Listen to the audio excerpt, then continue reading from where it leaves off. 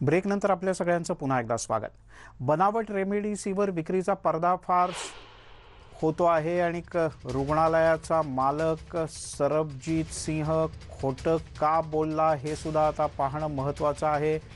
हे प्रकरण महाराष्ट्रातलं नाही, पण महाराष्ट्रातल्या अनेकांना यामुळे स्वाभाविकपणे टेन्शन आलंय, कारण गुजरातमध्ये याचं मूळ होतं.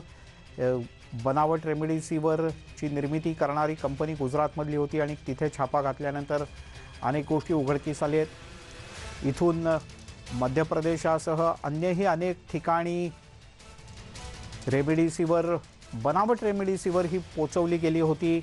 एकट्या मध्य प्रदेशातच 500 बनावट रेमडेसिवीरचा साठा पोलिसांनी जप्त केला आहे आणि सरबजीतवर कारवाई करायला सुरुवात केली.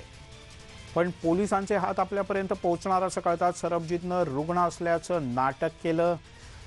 आपल्याला तो हॉस्पिटलमध्ये ॲडमिट झाला, पण पोलीसही काही कमी नव्हते. पोलिसांनी लगेच त्याची चाचणी करून घेतली आणि या चाचणीमध्ये तो कोरोना निगेटिव्ह सापडला.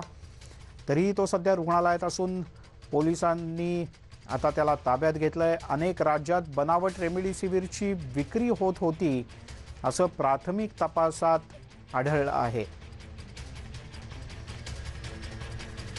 आणि यामुळेच मोठ्या प्रमाणात आता चौकशीसुद्धा सुरू झाली आहे. जी कागदपत्र गुजरातच्या मूळ कंपनीतल्या ऑफिसमधनं पोलिसांनी जप्त केले आहेत, त्यातून आणखीन काही महत्त्वाच्या गोष्टी उघडकीस येण्याची शक्यता आहे. आणि तुमच्या TV स्क्रीनवर दिसत असलेली हीच ती व्यक्ती आहे, सरबजीत सिंह, जो बनावट रेमडेसिवीरचं रॅकेट चालवत होता का याही दृष्टीने पोलीस आता तपास करतायत. ही आहे या क्षणाची सगळ्यात महत्त्वाची बातमी.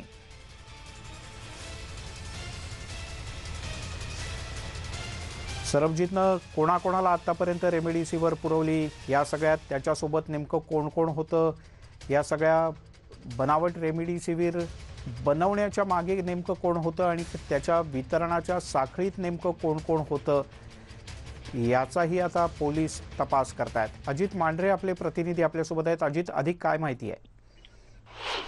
मिलिंदजी, हे जे रॅकेट पकडलं आहे, आपण पाहिलं तर ज्या पद्धतीनं या सगळ्या रॅकेट मागे जे हात होते किंवा यांची सगळी मोडस ऑपरेंडी होती ती रुग्णांकरता अतिशय घातक होती. मुळात रेमडेसिवीर हे इंजेक्शन जे आहे त्याचे जे कंटेंट असतात ते कंटेंट रुग्णांना बरे करण्याकरता, त्यांची इम्युनिटी पॉवर वाढवण्याकरता किंवा त्यांच्या आतमध्ये जे व्हायरस आहेत त्यांचे जे प्रोटीन जे आवरण असतं व्हायरसचं ते कुठेतरी किल करून मग नंतर इतर औषधांचा वापर करून या सगळ्या व्हायरस आहे त्याचा खात्मा करण्यात येतो आणि पेशंटचा त्यामुळे जीव असतो. पण हे जे रॅकेट आहे यांनी काही वायलमध्ये म्हणजे जे रेमडेसिवीरचे इंजेक्शन जे होते त्याच्यामध्ये पॅरासिटामॉल, ॲझिथ्रोमायसिन किंवा अशा ज्या वस्तू आहेत ज्याच्यामुळे ताप आल्यानंतर आपण डोलो घेतो किंवा क्रोसिन घेतो, ह्या गोळ्यांची पावडर किंवा ॲझिथ्रोमायसिन ज्याच्यामुळे गळ्याला आराम पडतो किंवा गळ्याचे आजार असतात ते बरे होतात. तर असे जे इन्स्टंट बरे करणारे जे औषधं आहेत त्यांची पावडर करून, गोळ्यांची पावडर करून ती त्यामध्ये भरली गेली होती आणि मग ती लोकांना नातेवाईकांना यांच्याकडून चढ्या भावाने, कोणी 20,000ला, कोणी 10,000ला, कोणी 50,000ला अशा भावाने घेतली होती. ही नंतर रेमडेसिवीर जे इंजेक्शन आहे ते समजून त्या ठिकाणी दिलं जातं. पण मुख्यत्वे पोलिसांचं हेच म्हणणं आहे की जे एखादं इंजेक्शन तुम्ही घेतल्यानंतर त्याचा बॅच नंबर. अजित, मी तुला थोडंसं थांबवतो. इंदोरहून आपले प्रतिनिधी विकास चव्हाण आपल्यासोबत जोडले गेलेत. विकास, या सगळ्याबद्दल काय आणखीन माहिती आहे?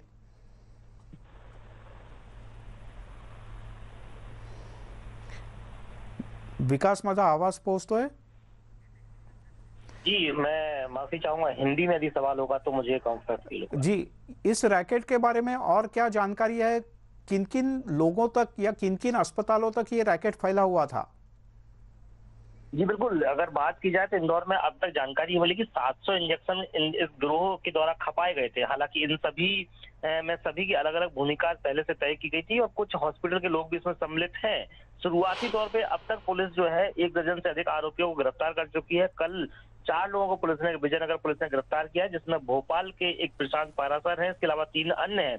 प्रशांत पारासर का जो बैकग्राउंड है वो पॉलिटिकल बैकग्राउंड निकलकर सामने आया है। उन्हें इस आपदा के समय में जिम्मेदारी दी गई थी कि वो ब्लड डोनेशन के लिए तैयारी करेंगे, लोगों की मदद करेंगे। लेकिन इस दौरान उन्होंने ये अपना काम शुरू किया और जानकारी मिली है कि वो उन्होंने 100 इंजेक्शन, जो गुजरात का मुख्य आरोपी है, जो कि मूलतः मध्य प्रदेश के रीवा का रहने वाला है, सुनील मिश्रा, उससे खरीदे थे और इंदौर जिले से बाहर जाकर उन्होंने इन इंजेक्शन को बेचा था। इसके साथ साथ में सांवेर का एक फर्जी डॉक्टर भी गिरफ्तार हुआ है, जो कि इलाज के बहाने लोगों से संपर्क करता था और ये रेमडेसिविर इंजेक्शन बाजार में खपाता था। हालांकि 700 इंजेक्शन का पूरी जानकारी मिली है। अब तक 200 से अधिक इंजेक्शन की खपत के बारे में जानकारी मिल चुकी है। इसके साथ साथ में जो और इंजेक्शन कहां किसको सप्लाई किए गए हैं, उन सभी मामलों में फिलहाल पुलिस विस्तृत पूछताछ कर रही है। जी, तो अभी तक 12 से ज्यादा लोगों को गिरफ्तार किया जा चुका है। क्या अभी तक जो जानकारी मिली है उस जानकारी के अनुसार किसी मरीज को किसी प्रकार की तकलीफ होने की जानकारी आई है? जी बिल्कुल, जब ये आरोपियों के जो फोटो दैनिक अखबारों में निकले, चैनल्स पर चले, तो कई ऐसे लोग थे जिन लोगों ने इस बात की तस्दीक की कि इन्हीं गिरोह के सदस्यों से या इन्हीं पर्टिकुलर आरोपियों से इन्होंने ये इंजेक्शन खरीदे थे और इंजेक्शन लगने के बाद मरीजों के हालात बिगड़े। तो कुल मिला के कुछ ऐसे परिजनों ने अब तक हॉस्पिटल थाने पहुंचकर बयान दिए हैं, आरोपियों की शिनाख्ती भी की है और उन्हीं परिजनों के बयानों के आधार पर इन आरोपियों के विरुद्ध गैर इरादतन हत्या का केस दर्ज किया गया है। पहले नकली इंजेक्शन बेचने के चलते इन पर महामारी अधिनियम की धारा, इसके साथ साथ में धोखाधड़ी की धाराओं में केस दर्ज किया गया था। लेकिन जब परिजनों ने इस बात की तस्दीक कर दी, पुष्टि कर दी कि ये वही आरोपी हैं जिनसे जी इंजेक्शन खरीदा गया था, हालांकि वो इंजेक्शन नकली निकला और इंजेक्शन लगने के तत्काल बाद मरीज की हालत बिगड़ गई और उसके बाद कई मरीज ऐसे भी थे जिनकी मौत हो गई। तो इन सभी परिजनों के बयानों के आधार पर पुलिस ने इन आरोपियों के विरुद्ध गैर इरादतन हत्या का भी केस दर्ज किया है। तो बड़ी बात यही है कि आखिर इस आपदा में अवसर तलाशने वाले जो लोग हैं, इन आरोपियों की मुश्किलें बढ़ती जा रही हैं। इसके साथ साथ में इनके गिरोह से जुड़े अन्य आरोपियों की भी जानकारी मिली है और उनकी भी तलाश की जा रही है। जी विकास, एक आखिरी सवाल, किन किन राज्यों तक इनके तार पहुंचे हुए ध्यान में आए हैं अभी तक? ये शुरुआती तौर पे अगर बात की जाए तो मध्य प्रदेश और गुजरात का सीधा सीधा कनेक्शन निकल कर आया है, लेकिन यही नहीं, इसके आसपास के सीमावर्ती जो भी राज्य हैं वहां पर भी इनके कनेक्शन फिलहाल पता चले हैं और इंदौर पुलिस ने आसपास के जो राज्य हैं वहां पर अलर्ट जारी किया है। एक खास बैच नंबर जो कि इन लोगों ने तैयार किया था नकली इंजेक्शन का, वो बैच नंबर को अलर्ट जारी किया कि इस बैच नंबर का खास तौर पर कोई भी इंजेक्शन यदि आपको मिलता है तो मरीज को ना लगाएं। तो न सिर्फ मध्य प्रदेश, गुजरात बल्कि महाराष्ट्र की भी अगर बात की जाए तो ये भी इससे अछूता नहीं रहा होगा, ये आशंका जाहिर की जा रही है। हालांकि औपचारिक तौर पर अभी तक इस प्रकार की जानकारी पुलिस की तरफ से अधिकृत नहीं आई है, लेकिन ये तय मानिए कि आसपास के तमाम जिलों में इन लोगों का अपना रैकेट फैला हुआ था और वहां पर ये सप्लाई भी की जा चुकी है। तो जो एक खास 246039A ये बैच नंबर है, इस बैच नंबर के आधार पर अलर्ट जारी किया गया है कि यदि रेमडेसिविर इंजेक्शन आप लगाते हैं तो एक बारी ये बैच नंबर आप जांच लें, कहीं इस बैच नंबर का इंजेक्शन आप मरीज को लगाने तो नहीं जा रहे हैं, ये घातक साबित हो सकता है क्योंकि ये पूरा लॉट जो है। विकास जी आपको मैं रोकता हूं और आपसे विनती है कि एक बार वो बैच नंबर दोबारा दोहराए ताकि लोग इसे ध्यान में ले सके और इस नंबर को नोट करके ध्यान दे सके कि क्या अपने पास इस बैच का तो कोई इंजेक्शन नहीं है। थोड़ा दोबारा दोहराएंगे? जी बिल्कुल, ये खास बात यही है कि ये जो बैच है यही बेहद घातक है और इसी बैच को पूरी तरीके से इन लोगों ने तैयार किया था। वो खास मैं आपको दोहरा देता हूँ, 246039A 246039A ये बैच नंबर है। इसका पूरा एक लॉट तैयार किया गया था, क्योंकि ये बैच पूरा इन्होंने प्रिंट कराया था और एक बड़ी सीरीज इसकी तैयार की थी। तो इसी बैच नंबर के आधार पर पुलिस के द्वारा, इंदौर पुलिस के द्वारा आसपास के राज्यों की पुलिस से संपर्क किया गया है और वहां से ये विनती की गई है कि आप अपने मेडिकल टीम को असिस्ट कर दें और ये हिदायत दे दें कि इस बैच नंबर का 246039A ये बैच नंबर का इंजेक्शन अगर आपके पास पहुंचता है, खासकर रेमडेसिविर, तो अलर्ट हो जाइए। ये इस पर आशंका जाहिर की गई है कि ये बैच नंबर के आधार पर ये इंजेक्शन नकली साबित हो सकता है और मरीज और उसकी हालत जो है वो बिगड़ सकती है। जी बिल्कुल, आखिरी सवाल, किन किन राज्यों तक इनके तार हो सकते हैं और जो जानकारी अभी तक पुलिस सूत्रों से मिली है क्या वो ये बताती है कि ये 10-12 से ज्यादा लोग थे और ये इकट्ठा मिलके इन्होंने ये प्लान बनाया था? जी बिल्कुल, ये जो आरोपी अब तक गिरफ्तार हुए हैं लगभग 17 की संख्या में हैं, 1 दर्जन से अधिक। तो यहाँ बिल्कुल ये नहीं माना जा सकता कि कार्रवाई संपूर्ण हो चुकी है। अभी और लंबी फहरिस्त है, जो कि आने वाले दिनों में आरोपी पुलिस की गिरफ्त में होंगे। जानकारी ये मिली है कि इन लोगों ने एक पूरा नेक्सस के तहत ये रैकेट तैयार किया था। जिन लोगों का प्रोफाइल जो है वो मेडिकल फील्ड से जुड़ा हुआ रहता था, उन लोगों को इससे ये संपर्क करते थे और उन्हें वह लोगों की मदद के नाम पर ये इंजेक्शन दिया जाता था बेचने के लिए। और वह आरोपी भी बिना तस्दीक के कई बार तो वो आशय इन लोग के ग्रुप से जुड़ जाते थे, इनके गिरोह से जुड़ जाते थे और नकली इंजेक्शन बाजार में खपा दिया करते थे।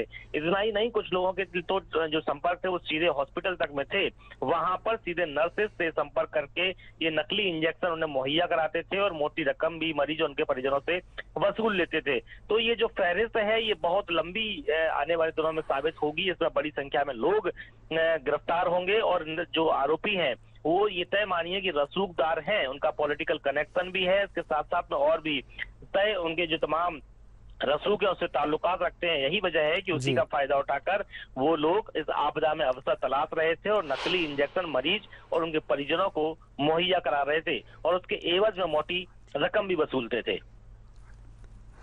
विकास जी हमारे साथ बने रहिए। अजित मांढरे हमारे प्रतिनिधी हमारे साथ है। अजित, महाराष्ट्रामध्ये कदाचित याची शक्यता असू शकते, पोलिसांनी जो मध्य प्रदेश किंवा गुजरातचा सीमावर्ती भाग आहे, मग इकडे पालघर असेल, इकडे नंदुरबार किंवा अन्य काही जिल्हे असतील, जळगाव असेल, नाशिक जिल्ह्याचा काही भाग असेल, इथे काही अलर्ट दिलाय?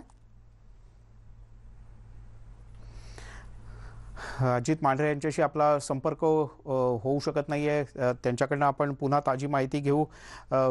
विकास जी, और किन राज्यों में इनके तार हो सकते हैं? जैसे कि आपने बताया महाराष्ट्र में इनके तार हो सकते हैं, क्योंकि महाराष्ट्र के 3 जिले मध्य प्रदेश और गुजरात से सटे हुए हैं, इसके कारण कुछ दिक्कत हो सकती है। तो अगर लोगों को सामने आना है तो अपने अपने यहाँ पुलिस स्टेशन में जाकर के कंप्लेंट लिखवा सकते हैं या आपके राज्य में संपर्क करना पड़ेगा?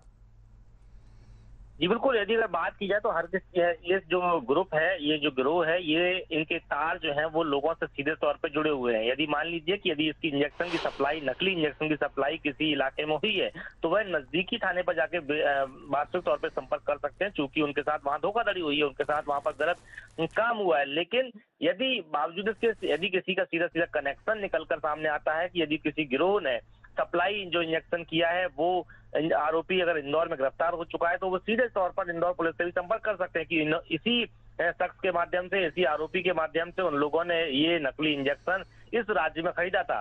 ये तय माना जा रहा है कि ये जो अभी फिलहाल जो शुरुआती पड़ताल में जो आरोपी गिरफ्तार हुए हैं, जिस प्रकार की जानकारी निकल कर आई है, ये संपूर्ण नहीं मानी जा सकती, क्योंकि ये जानकारी है गुजरात के मोरबी में इन लोगों ने ये प्लांट तैयार किया था। वहां पर ये लॉट वहां से तैयार करके अलग अलग जिले में, अलग अलग राज्यों में इन्होंने सप्लाई किया था। शुरुआती तौर में ये जानकारी मिली है गुजरात मध्य प्रदेश का सीधा सीधा कनेक्शन है, लेकिन ये भी पूछताछ में जानकारी निकल कर आई है, जो सूत्रों से हमें प्राप्त हुई है कि कई राज्यों में इनका नेटवर्क निकला हुआ है। हालांकि स्पष्ट पुलिस ने अब तक इसलिए नहीं किया क्योंकि पुलिस को पता है कि यदि किसी राज्य का या किसी जगह का नाम स्पष्ट उल्लेख यदि हो जाता लोग है सतर्क हो जाएंगे। जी जी जी, विकास जी, इस विस्तृत जानकारी के लिए आपका बहुत बहुत शुक्रिया। विकास चव्हाण आपले इंदौरचे प्रतिनिधी आपल्याला माहिती देत होते की कशा पद्धतीनं 2 ते 3 पेक्षा जास्त राज्यांमध्ये याच्याशी संबंधित लोक आहेत आणि मोरबीमध्ये याचा एक छोटासा प्लांट तयार करण्यात आला होता आणि तिथून ही इंजेक्शन्स वितरित करण्यात आली होती। आतापर्यंत 17 जणांना